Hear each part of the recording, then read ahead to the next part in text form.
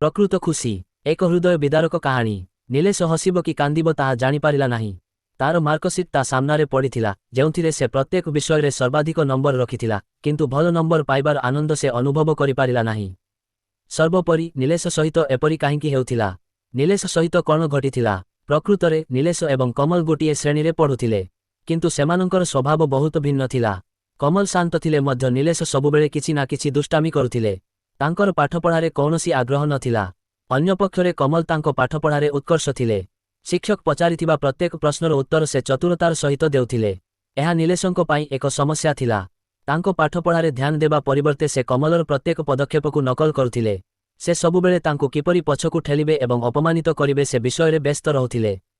ଏସବୁ ମଧ୍ୟରେ ତାଙ୍କ ନିଜ ପାଠପଢ଼ା ପ୍ରତିକୂଳ ପ୍ରଭାବିତ ହେଉଥିଲା। ଥରେ ମଧ୍ୟାହ୍ନ ଭୋଜନ ସମୟରେ ଯେତେବେଳେ କମଲ କିଛି ସମୟ ପାଇଁ ଶ୍ରେଣୀଗୃହ ଛାଡ଼ି ଚାଲିଗଲେ, ନୀଲେଶ ତାଙ୍କ ସ୍କୁଲ ବ୍ୟାଗରୁ ତାଙ୍କର ବିଜ୍ଞାନ ନୋଟବୁକ୍ ଚୋରି କରିନେଲେ। ଯାହାଫଳରେ ଶିକ୍ଷକ ତାଙ୍କୁ ପ୍ରଶ୍ନ ପଚାରିଲେ, ସେ ଉତ୍ତର ଦେଇପାରିଲେ ନାହିଁ। ଏବଂ ଠିକ୍ ତାହା ହିଁ ଘଟିଲା। ଶିକ୍ଷକ କମଲଙ୍କୁ କଠୋର ଭାବରେ ଭର୍ତ୍ସନା କଲେ। ନୀଲେଶ ଧୀରେ ହସୁଥିଲେ। ନୀଲେଶ ସବୁବେଳେ କମଲଙ୍କୁ ଚିଡ଼ାଇବା ପାଇଁ ସୁଯୋଗ ଖୋଜୁଥିଲା। କୌଣସି ପ୍ରକାରେ କମଲ ଯୋଗୁଁ ତା ମନରେ ଏକ ହୀନମନ୍ୟତା ମଧ୍ୟ ସୃଷ୍ଟି ହେଉଥିଲା। ସେ ଅନୁଭବ କରୁଥିଲା ଯେ ସେ କେବେ ପାଠ ପଢ଼ିପାରିବ ନାହିଁ। କେତେବେଳେ ସେ କମଲର କଲମକୁ ହଜାଇ ଦେଉଥିଲା, କେତେବେଳେ ତା ଲଞ୍ଚ ବାକ୍ସରେ ଖାଦ୍ୟ ନଥିଲା। କମଲକୁ ବିରକ୍ତ ଦେଖି ସେ ବହୁତ ଖୁସି ହେଉଥିଲା। ଧୀରେ ଧୀରେ ତାର ଦୁଷ୍ଟାମି ଏବଂ ହୀନମନ୍ୟତା ଉଭୟ ବଢ଼ିଗଲା। ସେ ଶ୍ରେଣୀର ଅନ୍ୟ ଦୁଷ୍ଟାମି ପୁଅମାନଙ୍କ ସହିତ ମଧ୍ୟ ବନ୍ଧୁତା କରିଥିଲା, ଯେଉଁମାନେ ତାକୁ ସବୁବେଳେ ଉସୁକାଇ ଦେଉଥିଲେ। ନୀଲେଶର ଜଣେ ବନ୍ଧୁ ରୀତିକା ଥିଲା, ଯାହାକୁ ସେ ସବୁକିଛିରେ ବିଶ୍ୱାସ କରୁଥିଲା। ନୀଲେଶର ଆଚରଣରେ ରୀତିକା ଗଭୀର ଭାବରେ ଚିନ୍ତିତ ଥିଲା ଏବଂ ତାକୁ ବୁଝାଇବାକୁ ଚେଷ୍ଟା କରୁଥିଲା, କିନ୍ତୁ ସେ ଏକ ହୀନମନ୍ୟତା ଦ୍ୱାରା ଏତେ ପ୍ରଭାବିତ ହୋଇଥିଲା ଯେ ସେ ଏହାକୁ ଦୂର କରିପାରିଲା ନାହିଁ। ପରୀକ୍ଷା ଶୀଘ୍ର ପାଖେଇ ଆସିଗଲା। ନୀଲେଶ ଏଥର କମଲକୁ ଶ୍ରେଷ୍ଠ ସ୍ଥାନ ପାଇବାରୁ ରୋକିବା ପାଇଁ ଦୃଢ଼ ସଂକଳ୍ପବଦ୍ଧ ଥିଲା। ହଠାତ୍ ସେ କିଛି ଖବର ପାଇଲା, ତାଙ୍କର କିଛି ଅବାଧ୍ୟ ବନ୍ଧୁ ପରୀକ୍ଷା ପତ୍ର ଚୋରି କରି ନୀଲେଶକୁ ଦେଇଛନ୍ତି। ନୀଲେଶର ଆନନ୍ଦର ସୀମା ନଥିଲା। ସେ ଏଥର ପରୀକ୍ଷାରେ ଶ୍ରେଷ୍ଠ ସ୍ଥାନ ପାଇବା ନିଶ୍ଚିତ ଥିଲା। ପରୀକ୍ଷା ସରିଗଲା ଏବଂ କିଛି ଦିନ ପରେ ଫଳାଫଳ ଆସିଲା। ସେ ତାଙ୍କ ଶ୍ରେଣୀରେ ଶ୍ରେଷ୍ଠ ସ୍ଥାନ ପାଇଥିଲେ। ସେ ବିଜୟୀ ହସରେ କମଲକୁ ଚାହିଁଲେ। ସେ ତାଙ୍କୁ ପଛରେ ପକାଇ ଦେଇଥିଲେ। କମଲ ତାଙ୍କ କମ୍ ନମ୍ବର ପାଇଁ ଟିକେ ନିରାଶ ହୋଇଥିଲେ, କିନ୍ତୁ ସେ ପରାସ୍ତ ହୋଇନଥିଲେ। ସେ ନୀଲେଶଙ୍କୁ ତାଙ୍କର ସଫଳତା ପାଇଁ ଅଭିନନ୍ଦନ ଜଣାଇଲେ ଏବଂ ତାଙ୍କୁ ଆଲିଙ୍ଗନ କଲେ।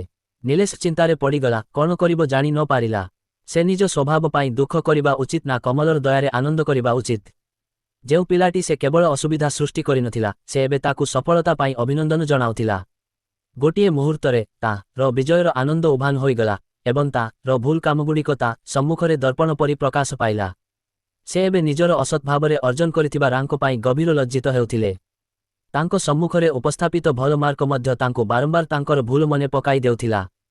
ତାଙ୍କ ଆଖିରେ ଲଜ୍ଜାର ଲୁହ ଝରିପଡ଼ିଲା ଏବଂ ସେ ନିଜର ଭୁଲ ସଂଶୋଧନ କରିବାର ସୁଯୋଗ ଦେଖିବାକୁ ଲାଗିଲେ। ସେ ତାଙ୍କ ପୂର୍ବ ଭୁଲ ପାଇଁ କମଲଙ୍କୁ କ୍ଷମା ମାଗିବାକୁ ଏବଂ ଶିକ୍ଷକଙ୍କ ନିକଟରେ ନିଜର ଚୋରି ସ୍ୱୀକାର କରିବାକୁ ସଂକଳ୍ପ ନେଲେ, ଯଦିଓ ଏହାର ଅର୍ଥ ସ୍କୁଲ ଛାଡ଼ିବାକୁ ପଡ଼ିଥାଏ। ଠିକ୍ ସେତିକିବେଳେ ସାର୍ ଡାକିଲେ, ନୀଲେଶ ଏଠାକୁ ଆସ, ତୁମେ ତୁମ ଶ୍ରେଣୀରେ ପ୍ରଥମ ସ୍ଥାନ ପାଇଛ। ମୁଁ ତୁମ ଉପରେ ବହୁତ ଖୁସି। ମୋତେ କୁହ ତୁମେ ଏହି ସଫଳତା କିପରି ପାଇଲ? ନୀଲେଶ ହସିବ କି କାନ୍ଦିବ ତାହା ଜାଣିପାରିଲା ନାହିଁ। ସାମ୍ପେପରଙ୍କ ମାର୍କସିଟ୍ ଥିଲା, ଯାହା ଦର୍ଶାଉଥିଲା ଯେ ସେ ପ୍ରତ୍ୟେକ ବିଷୟରେ ସର୍ବାଧିକ ନମ୍ବର ପାଇଛନ୍ତି, କିନ୍ତୁ ଭଲ ନମ୍ବର ପାଇବାର ଆନନ୍ଦ ସେ ଅନୁଭବ କରିପାରିଲେ ନାହିଁ। ନୀଲେଶ ନୀରବ ହୋଇ ବ୍ଲାକବୋର୍ଡ ପାଖରେ ପହଞ୍ଚିଲା ଏବଂ ଲେଖିଲା, ମହାଶୟ, ପ୍ରଥମ ସ୍ଥାନ ମୋର ନୁହେଁ ବରଂ କମଲର। ମୁଁ ଆପଣମାନଙ୍କ ସମସ୍ତଙ୍କ ନିକଟରେ କ୍ଷମା ପ୍ରାର୍ଥନା କରୁଛି। ମୁଁ ଠକିଛି। କମଲଙ୍କୁ ଅପମାନିତ କରିବା ପାଇଁ ମୁଁ କାଗଜ ବାହାର କରିଛି। ମହାଶୟ, ଏଥିପାଇଁ ଆପଣ ମୋତେ ଯେକୌଣସି ଦଣ୍ଡ ଦେଇପାରିବେ। କମଲ, ମୁଁ ପ୍ରକୃତରେ ଦୁଃଖିତ। ମୁଁ ସବୁବେଳେ ଆପଣଙ୍କୁ ହଇରାଣ କରୁଥିଲି, କିନ୍ତୁ ଆଜି ଆପଣ ମୋତେ କୁଣ୍ଢେଇ ପକାଇ ଅଭିନନ୍ଦନ ଜଣାଇଥିଲେ। ଆଉ ଏହା କହିବା ସମୟରେ ନୀଲେଶଙ୍କ ଆଖିରେ ଲୁହ ଆସିଗଲା। ଶ୍ରେଣୀର ସବୁଠାରୁ ଦୁଷ୍ଟ ପିଲାଟିକୁ ଏପରି ଭାଙ୍ଗିପଡ଼ିବା ଦେଖି ସମସ୍ତେ ଭାବପ୍ରବଣ ହୋଇଗଲେ। ରୀତିକା ଏବଂ କମଲ ତୁରନ୍ତ ତାଙ୍କ ପାଖକୁ ଯାଇ ତାଙ୍କ ହାତ ଧରିଲେ। ସ୍କୁଲ ପରିଚାଳନା ମଧ୍ୟ ନୀଲେଶଙ୍କ ଅନୁତାପକୁ ବ୍ୟର୍ଥ ଯିବାକୁ ଦେଇ ନଥିଲେ ଏବଂ ପୁନର୍ବାର